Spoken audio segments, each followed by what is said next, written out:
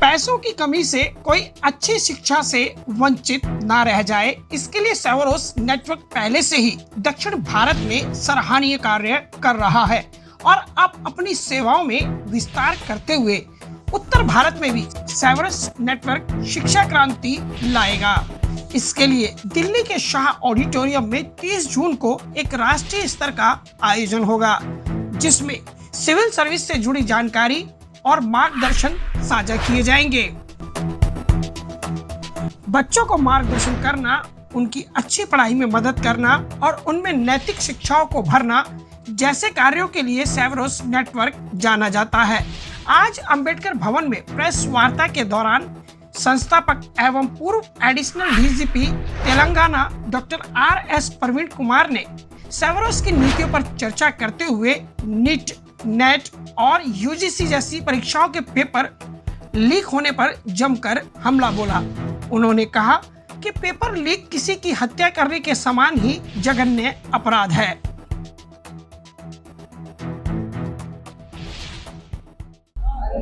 अटल बिहारी वाजपेयी की पंक्तियां हैं कि अंधेरा घना है पर दिया जलाना कहाँ मना है। ऐसे में आर्थिक रूप से पिछड़े लोगों के लिए शिक्षा आज मील का पत्थर या दूर का सपना साबित हो रही है। ऐसे में सेवरोस लगभग 10 लाख बच्चों को पहले शिक्षित कर चुका है और अब उत्तर भारत में भी उसकी दस्तक है। जानेंगे किस तरह काम करेगा। हमारे साथ हैं डॉक्टर RS प्रवीण, जो कि एडिशनल डीजीपी रह चुके हैं तेलंगाना से। इस समय बात करेंगे उनसे कि किस तरह का मॉडल रहेगा और किस तरह आप लोग फायदा ले सकते हैं। सर, क्या कहेंगे इस मौके पर? देखिए, सबसे पहले मैं ये कहना चाहता हूँ, आप लोग यहाँ प्रेस कॉन्फ्रेंस में गए, आप लोगों को बहुत बहुत धन्यवाद। सेवरोस नेटवर्क हमेशा शिक्षा के ऊपर बहुत बिलीव करते हैं। गरीबी और जितने भी उसके साथ जो जुड़े हुए समस्या है, वो समस्या का परिष्कार या गरीबी को मिटाना पूरा शिक्षित बनने से ही ये पूरा काम होगा, अदरवाइज नहीं होगा। इसीलिए हम सेवरोस नेटवर्क पिछले 10 साल से दक्षिण भारत में शिक्षा के ऊपर जोर देके लाखों बच्चों को गरीबी से विमुक्ति किया। और सेवरोस नेटवर्क का अच्छे काम के वजह से, सेवरोस नेटवर्क का प्रयास के वजह से, मेहनती के वजह से हजारों लोग डॉक्टर्स बन गए और 10,000 से ज़्यादा इंजीनियर्स बन गए। कई लोग विदेश भी चले गए, कई लोग पायलट्स बन गए और कैप्टन्स भी बन गए। तो इसीलिए ये जो योजना है, ये जो काम है, ये सिर्फ दक्षिण भारत को ही रेस्ट्रिक्ट नहीं होना, उत्तर भारत में भी आना चाहिए। उत्तर भारत में भी, जैसे दक्षिण भारत में भी गरीबी है, उत्तर भारत में भी गरीबी है। उत्तर भारत में भी शोषित समाज है।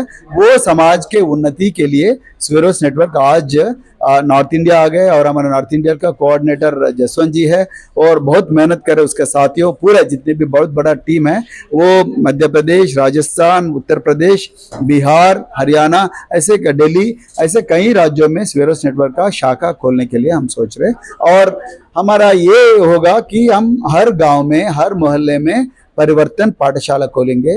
इस समाज से शिक्षा के वजह से जो भी कामयाब बन गए, वो ऑफिसर बन गया होगा, कोई डॉक्टर बन गया होगा, कोई प्रोफेसर बन गया होगा, ये सब लोगों को अपना समाज के ऊपर सामने खड़ा करके देखो भाई, ये गरीबी को ऐसा मिटाया और ये शिक्षित बन के ये अपना जिंदगी बदल दिया, तो आप लोग भी ऐसा बदल सकते करके एक परिवर्तन पाठशाला में हर दिन ये प्रेरेपण करने का, प्रभावित होने का, मार्गदर्शन देने का कार्यक्रम होंगे सेवरोस नेटवर्क में। सर, वंचित समाज के पास एक मूल मंत्र होता है कि करोगे मेहनत तो होंगे सफल, लेकिन जिस तरह नीट है, नेट है, UGC है, ये परिणाम सामने आ रहे हैं, तो क्या बच्चे भटक नहीं जाएंगे? आप क्या मानते हैं? भटकना नहीं चाहिए, ये तो बहुत बड़ा जुर्म है। आप जो कह रहे हैं वो सही है, बहुत बड़ा जुर्म है। जो एग्जामिनेशन कंडक्ट करने वाले एजेंसी जो है, उसका नियत अगर साफ नहीं हो तो लोगों के ऊपर अन्याय होगा। लेकिन उससे निराश होने का जरूरत नहीं है। फिर एक बार काम करना है, फिर एक बार उसके लिए आंदोलन करना जरूर, लेकिन वो उसमें प्रॉब्लम्स है करके हम निराश होकर फिर घर में बैठे तो अपने को ही नुकसान होगा। इसीलिए जरूर फिर आपकी मांग क्या है? हमारा मांग जो है नीट को रद्द करना है। हमारा मांग जो है, जो इसके लीकेज का जो भी रिस्पॉन्सिबल है उसके ऊपर मुकदमा जारी होना चाहिए और वो जेल भी जाना चाहिए। आने वाले दिनों में ऐसा नहीं होना चाहिए।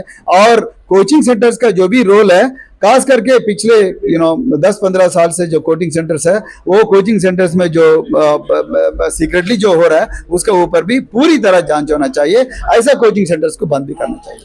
तो डॉक्टर RS प्रवीण साफ तौर पर सवाल खड़े कर रहे हैं एनटीए जैसी एजेंसी पर, जिसको भले ही कुछ एजेंसियां बेदाग या निर्दोष कहें, लेकिन जब तक बुद्धिजीवी इस समाज में मौजूद है, सवाल तो उठते ही रहेंगे।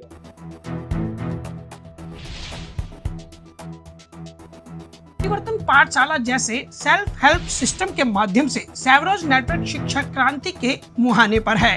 देश के अनेक राज्यों के बाद अब उत्तर भारत में सेवरोज कैसे काम करेगा, इसको लेकर चीफ कोऑर्डिनेटर जसवंत ने बात की।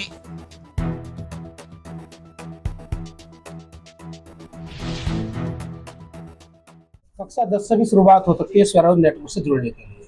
उसमें कोई ऐसा कोई खास प्रोसीजर नहीं है। हमारी एक प्राइमरी सदस्यता है और निःशुल्क है। ऑनलाइन उसका फॉर्म भरा जाता है। आपने जैसे एक क्वेश्चन किया था कि सेवरोज नेटवर्क किस तरीके से काम करता है। हम ये चाहते हैं, जहाँ तक अभी हम देख रहे हैं, खासकर यूपी में जैसे हमने दौरा किया है तो लगभग 60 जिलों में हम गए हैं। हम लोग दिल्ली में बैठ करके आंकलन लगा लेते हैं कि शिक्षा का स्तर अच्छा है, लेकिन ऐसा नहीं है। खासकर यूपी में हम जब लोग गए तो आज भी, मैं हर समुदाय की बात कर रहा हूँ, खासकर दलित समुदाय के में मैंने देखा कि आज भी ऐसे ऐसे गांव हैं जहाँ पे आज भी बच्चे पूरे गांव में हाई स्कूल पास नहीं है। हम लोग घर मकान बनाने के लिए संघर्ष कर रहे हैं, अच्छी कोठी बनाने के लिए, नौकरी पाने के लिए, वो लोग आज भी पेट भरने के लिए संघर्ष कर रहे हैं।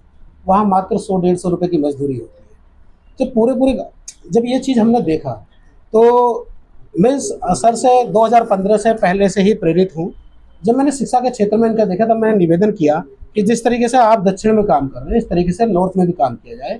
और हम लोग प्रत्येक गांव में जाते हैं। वहाँ पर यदि किसी परिवार में, मान लिया एक मोहल्ले में 10 बच्चे ग्रेजुएट हैं, तो हम उनसे निवेदन करते हैं कि आप अपने पास पड़ोस में 10 बच्चों की जिम्मेदारी उठाओ और 1 घंटा फ्री ऑफ कॉस्ट आपको ट्यूशन देंगे, फ्री में पढ़ाना। उस जो भी बच्चा फ्री ऑफ कॉस्ट ट्यूशन पढ़ाता है उसको यदि कोई भी ज़रूरत पड़ती है, मान लिया किसी अदर डिस्ट्रिक्ट में वो एग्ज़ाम देने जाएगा, तो उसकी पूरी मदद सेवरोज नेटवर्क करता है, पूरी मदद। यदि उसे सही गाइडेंस की आवश्यकता है तो सेवरोज नेटवर्क के पास हर क्षेत्र के अपने एक पैनल हैं, जैसे लॉयर भी हैं, इंजीनियर भी हैं, डॉक्टर भी हैं, जैसे सर ने बताया, और सिविल सर्वेंट भी हैं। तो वो उन लोगों को मार्गदर्शित करते हैं जैसा वो अपना लक्ष्य प्राप्त करना चाहते हैं।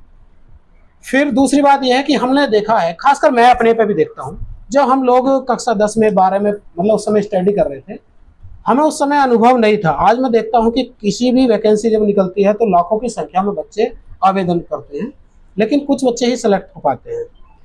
क्या कारण है कि सिलेक्शन नहीं हो पाता है? कि हमारा जो मेन बेस था ना उस समय वो कमज़ोर रह गया था। हम उसे सही से डीपली से पढ़ नहीं पाए थे। उसके लिए भी मजबूत करने के लिए हम, जब कोई बच्चा यदि मान लिया कक्षा 12 में है तो हम उससे कहते हैं यहाँ जहाँ तक आपकी क्षमता है, अगर आप कक्षा 5 के बच्चे को पढ़ा सकते हो तो आप कक्षा 5 के बच्चे को भी 1 घंटे ट्यूशन पढ़ाइए। और कक्षा 12 का बच्चा कक्षा 5 वाले बच्चे को, 6 वाले बच्चे को तो पढ़ा ही सकता है 8 सब्जेक्ट। तो उसका भी जो बेस कमजोर रह गया था वो बेस मजबूत हो जाएगा। दूसरा, प्रत्येक गांव के अंदर, गली के अंदर, बस्ती के अंदर सामाजिक समरसता फैलेगी। आज भी मैं गाँव में देखता हूँ, आज भौतिकवाद के इस युग में आर्थिक पिछड़े और वंचित लोगों के लिए उच्च शिक्षा पाना दूर की कौड़ी साबित हो रही है। ऐसे में उम्मीद की रोशनी बनकर उभरती संस्था सेवरोज लोगों की आशा और विश्वास पर खरे उतरकर सपने सच कर रही है और करीब 10 लाख छात्रों को लाभार्थी बनाकर संस्था ने करनी और कथनी को एक कर डाला है।